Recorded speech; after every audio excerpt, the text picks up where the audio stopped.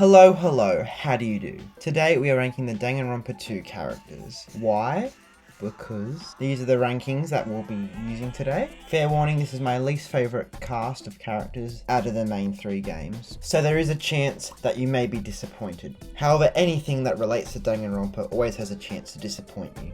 So that shouldn't bother you too much. Now that that piece of info's out of the way, let's get started. Monami, sweet little angel with a debatably obnoxious voice. I do feel bad for her though, as I was on her ass the whole entire game thinking she was evil. So, Monami, I apologise, and for that, you deserve at least a B tier. Akane Owari, pretty basic character at surface level. However, I got to appreciate her a lot more with her free time events. You're gonna probably hear that a lot with these characters. Supposedly was supposed to be a rival of sorts, I've heard, which would have been really interesting, I think. Having a more impulsive rival than an intelligent one. So that's a shame, but whatever. We'll put her in a solid A. Chiaki Nanami. Oh boy. 3 and already getting controversial. In my opinion, pretty basic character. Probably the only person who doesn't care for Chiaki. I mean, she was fine. She just sort of blended into the background for me. But other than that, I don't really care, to be honest. She's alright. She's harmless, but I don't have any opinion on her. So we'll have to put her in C for meh.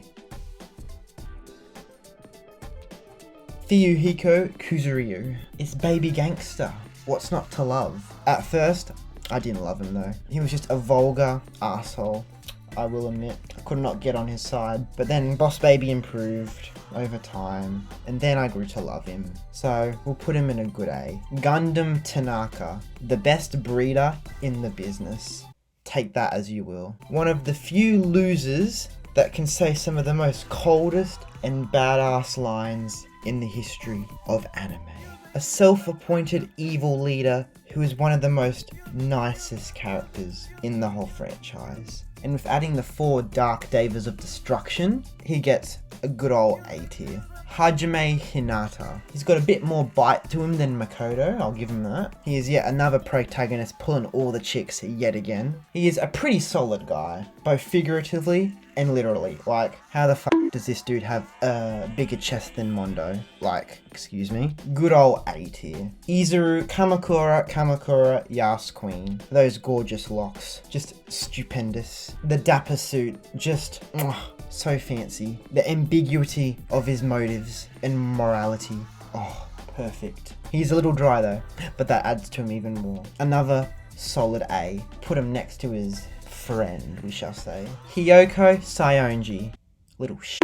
She's so toxic, but she's funny.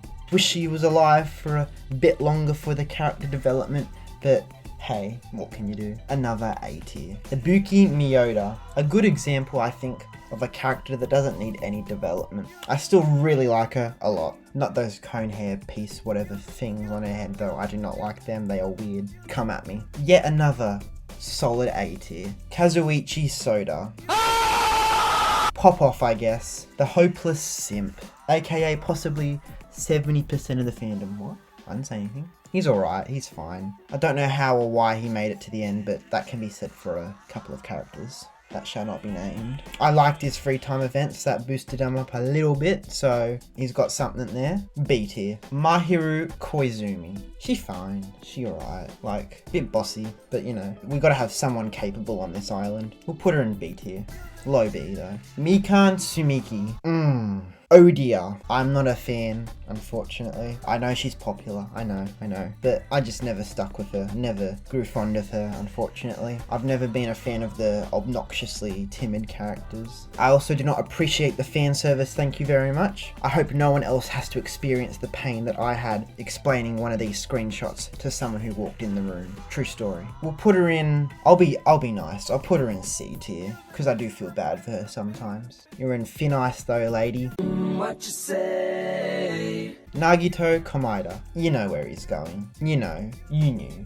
S tier. The Tumblr sexy man himself. The guy who was competing against Sans, the Onceler, a sentient dice, and a triangle. When he's not getting off to Hope, thirsting for Hajime, placing bombs all over the place, disrupting the trials and crimes, He's a pretty chill guy. His thing with a luck cycle was ingenious character decision. He makes him very unpredictable.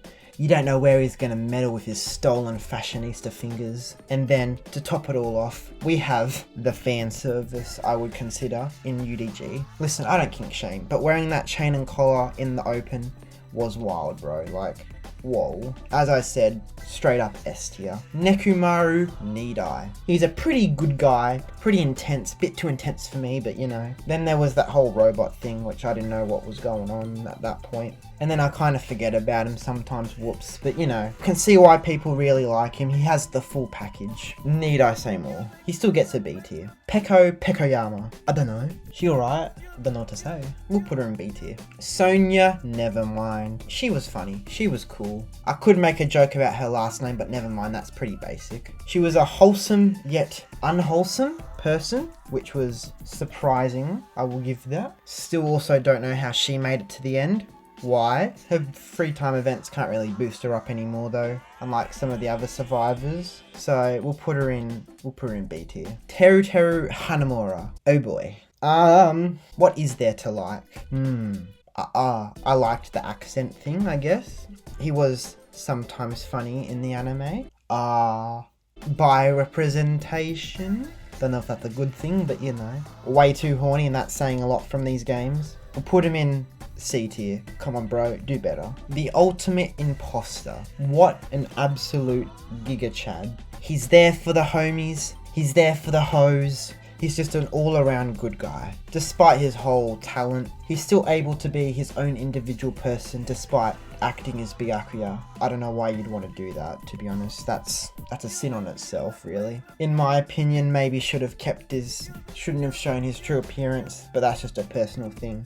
We'll put him in A tier. Alter Ego Junko.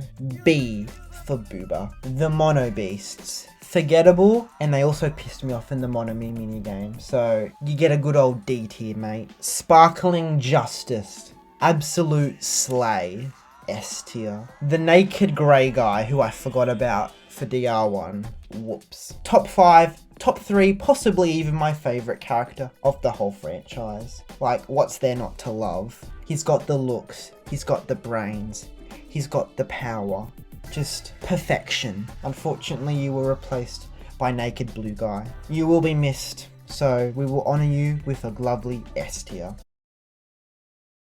Okay, we are done now. If you made it this far, thank you so much for watching. Pretty sure this is the most popular game of the series, so hopefully this didn't disappoint you too much. Oh well, I hope you still enjoyed though. Farewell and goodbye.